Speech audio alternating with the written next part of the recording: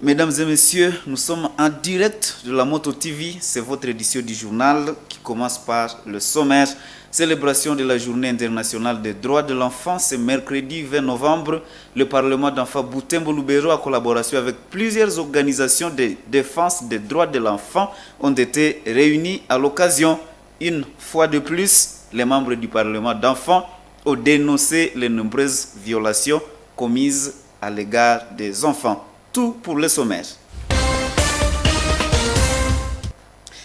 Et voici l'intégralité de votre journal. Nous venons de l'annoncer. La Journée internationale des droits de l'enfant a été célébrée ce mercredi 20 novembre en ville de Butembo. C'était une occasion pour le Parlement d'enfants Butembo Lubero, en collaboration avec des organisations de défense des droits de l'enfant, pour statuer sur certains points les concernant. Les membres du Parlement d'enfants ont profité de l'occasion pour dénoncer les multiples violations dont sont régulièrement victimes les enfants de la région. Ils ont en même temps déploré la précarité de la situation sécuritaire à l'est du pays qui met à mal l'épanouissement des enfants. Reportage de Luciana Moussibirwa et Jérémy Mounene.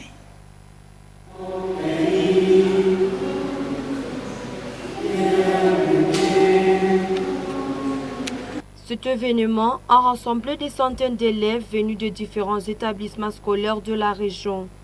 Le représentant du maire, Madame Odile Mabanza, chef urbain des services genre famille et enfants, a ouvert officiellement cette activité.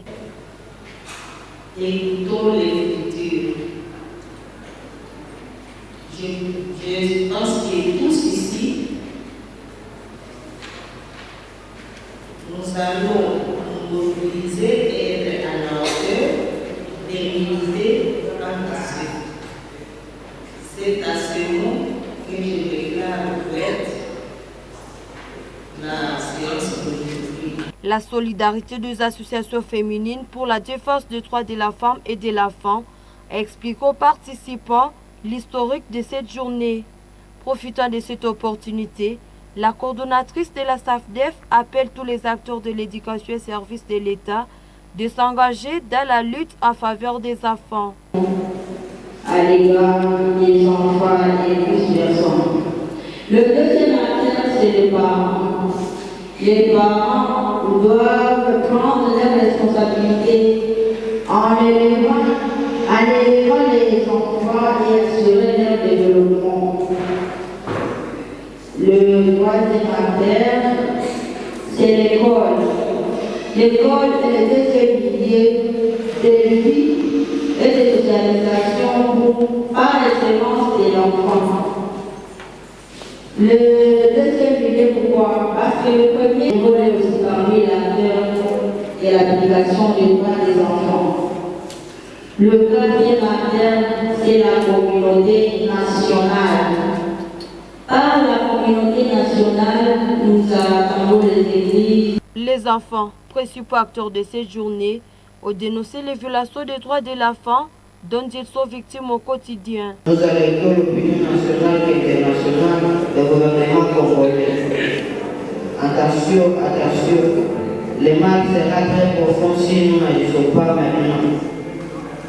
L'enrôlement et l'utilisation des enfants dans les forces et groupes armés ainsi que dans la police sont intégrés à l'article 71 de la loi portant protection de l'enfant du 10 février 2009. Si la participation des enfants de la loi portant protection de l'enfant. Article 26. L'enfant a droit à la liberté de pensée, de conscience et de religion. Article 27. L'enfant a droit à la liberté d'expression sous l'autorité de ses parents et respect des bonnes mœurs. Le chef de service genre a donné l'importance pour chaque enfant de se préparer à son avenir. Il a appelé les jeunes à prendre leurs responsabilités et à s'investir dans les études. Cette journée a été célébrée sous le thème « Écoutons l'avenir ». La commémoration de cette journée marque également le 35e anniversaire de la Convention relative aux droits de l'enfant en République démocratique du Congo. C'est dans ce sens que notre activité a été organisée à la Maison de la Femme. Nous sommes à ville de Goma. Elle a réuni des enfants de la province du Nord Kivu, des autorités locales et des représentants d'organisations œuvrant pour les droits de l'enfant. Le cabinet du gouverneur du Nord Kivu a lancé un appel à tout le monde à soutenir ces enfants qui ont aussi droit à la vie. Reportage de Néline Mwengesali depuis la ville de Goma. À cette journée internationale des droits de l'enfant, une activité a réuni des centaines de personnes dans cette salle de la maison de la femme en ville de Goma. Les enfants présents ont profité de l'occasion pour exprimer leurs préoccupations face aux énormes défis qu'ils rencontrent en cette période de crise sécuritaire. Ils ont dénoncé plusieurs violations graves à leurs droits, notamment les recrutements d'enfants dans des groupes armés, les violences sexuelles, la prolifération des enfants dans les rues en raison des déplacements massifs dus à la guerre, ainsi que l'absence d'accès à l'éducation. Eu égard à tous ces défis, profitant de cette célébration du 35e anniversaire de la Convention internationale des droits de l'enfant, nous, les enfants de la province de Nord Kivu, représentés par les comités à bons enfants de la ville de Goma, demandons à son Excellence, Monsieur le gouverneur de la province du Nord Kivu, ici représenté, toutes les autorités étatiques et les partenaires du gouvernement de fournir plus d'efforts pour apporter des réponses urgentes afin de protéger les droits de l'enfant malgré ce contexte actuel de la guerre nous imposée par l'ennemi de la paix. Représentant les gouverneurs du Nord Kivu, Madame Priska Luanda Kamala a souligné la prise de conscience des autorités provinciales face à cette situation alarmante. Elle a lancé un appel à la solidarité de tous en vue de protéger ces enfants vulnérables et de leur garantir une vie digne et sécurisée. Mesdames et messieurs distingués invités, pendant les périodes de crise humanitaire, nous avons plus de 117 000 enfants déplacés, victimes de toutes sortes de violences et confrontés à plusieurs défis. Nous sommes appelés à les aider et à les soutenir pour assurer leur survie, leur avenir. Référence faite au thème de la Journée internationale des droits de l'enfant.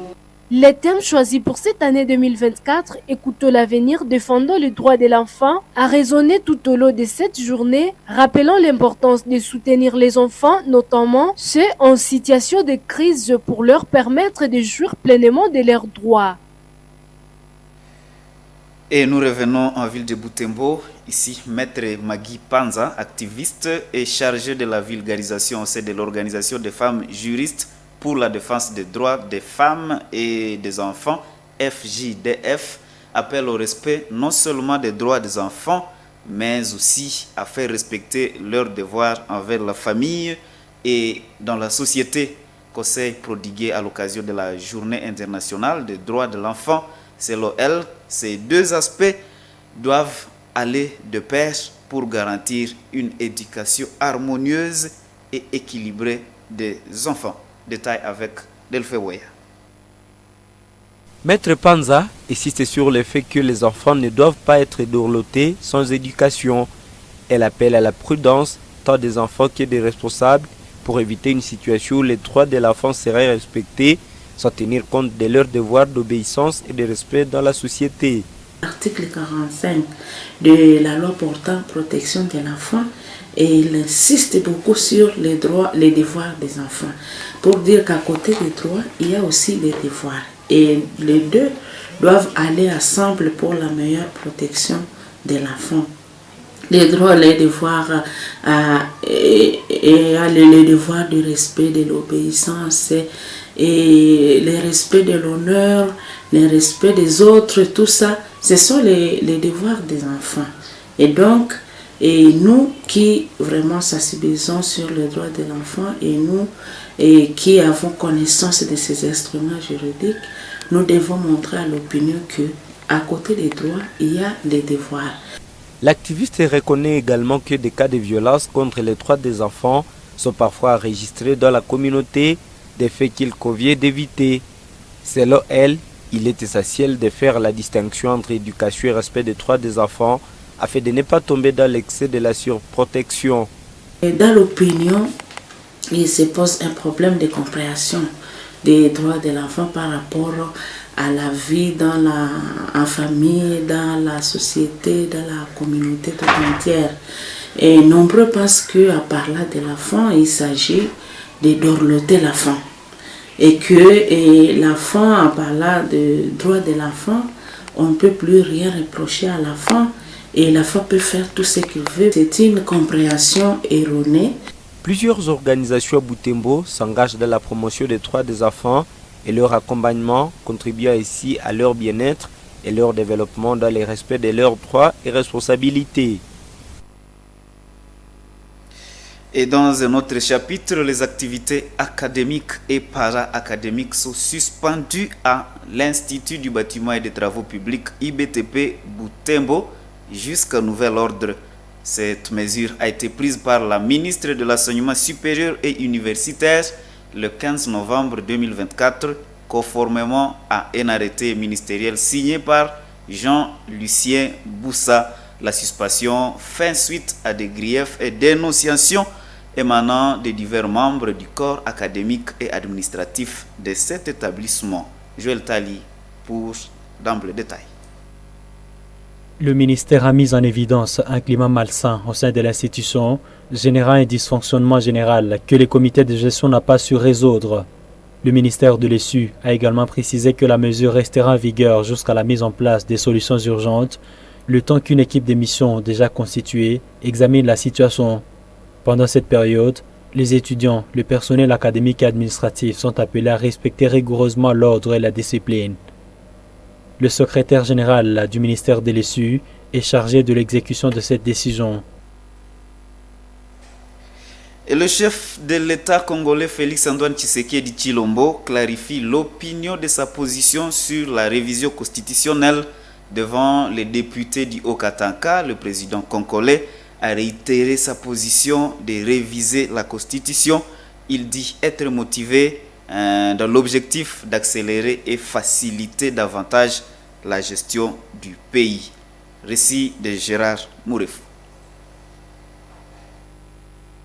Au dernier jour de ce séjour dans la province du Haut-Katanga, Félix-Antoine Tshisekedi Tshilombo, président de la République démocratique du Congo, a déclaré qu'il n'a jamais présenté le changement de la constitution comme une solution au problème de la population. Selon l'actualité précédée et plusieurs autres médias en ligne, le chef de l'État a justifié la nécessité d'envisager la révision de la Constitution pour accélérer et faciliter la gestion du pays. Celui-ci, devant les députés du Haut-Katanga, a expliqué que son objectif est de laisser aux futurs dirigeants des instruments de gouvernance mieux adaptés aux réalités du moment. Cette clarification intervient après que l'annonce de la révision de la Constitution a suscité des réactions dans le chef de la communauté congolaise. L'opposition et des structures de la société civile accusaient le président Félix Tshisekedi de vouloir à tout prix prolonger son mandat à la tête du pays. Mais pour sa part, Félix Tshisekedi Tshilombo rejette ces accusations, dénonçant des discours qu'il qualifie de manipulateurs. Il a annoncé la formation en 2025 d'une commission nationale pour réfléchir à une nouvelle constitution. Clôturés depuis samedi 16 novembre dernier, les états généraux de la justice n'ont pas été, selon des syndicats des magistrats, un moment de diagnostic pour sauver une justice malade. Il l'a dit mardi 19 novembre lors de la restitution des travaux des assises des états généraux. Ces magistrats rejettent à bloc le rapport final remis au président de la République. Récit de mon Mpenzi Manzekele. Réunis dans la salle d'audience de la cour d'appel de Kinshasa-Gombe, ces officiers de justice s'inquiètent d'avoir figuré dans les rapports finaux lus par le ministre de la Justice des résolutions qui n'ont jamais été votées, que ce soit lors des ateliers ou à plénière. Le syndicat des magistrats fustige ces comportements qui, selon eux, ne reflètent pas la justice à laquelle les chefs de l'État aspirent. Président cette activité, ces magistrats et ses collègues estiment que les vrais rapports restent ceux des ateliers et de la plénière. Il qualifie celui présenté lors de la clôture des états généraux de frauduleux, car ne reflètent pas les travaux à commission. Pour contester ces rapports, les syndicats des magistrats ont décidé à l'unanimité de lancer des démarches. L'une syndicale et l'autre judiciaire. La première, c'est le Edmond Issofa, consistera à rencontrer les différentes autorités du pays, notamment les présidents de la République et les ministres de la Justice, pour leur présenter les vrais rapports dans le souci de corriger les documents actuels. La deuxième démarche prévoit le dépôt d'une plainte à justice contre les rédacteurs des rapports contestés. D'après Actualité Possédée, ces syndicats de magistrats relèvent plusieurs incohérences dans les rapports, notamment ceux qui concernent la nature du Conseil supérieur de la magistrature, CSM. Ils considèrent que ces propositions traduisent une option politique visant la modification de certains articles de la Constitution, alors que ce sujet n'était pas à l'ordre du jour des États généraux de la justice. Par ailleurs, ils ont exprimé leur regret de constater que le Conseil supérieur de la magistrature ait participé aux assises des États généraux à qualité d'invité. Parmi les nombreuses recommandations, usées des travaux. Les points 33 accordent au ministre de la Justice le pouvoir de nommer, muter ou suspendre les magistrats du parquet. Une mesure particulièrement controversée selon ces syndicats. Et voilà, mesdames et messieurs, ce qui m'est pratiquement fait à cette édition du journal sur Moto TV. Merci infiniment à vous qui l'avez suivi. Au revoir et bonne suite de temps chez vous.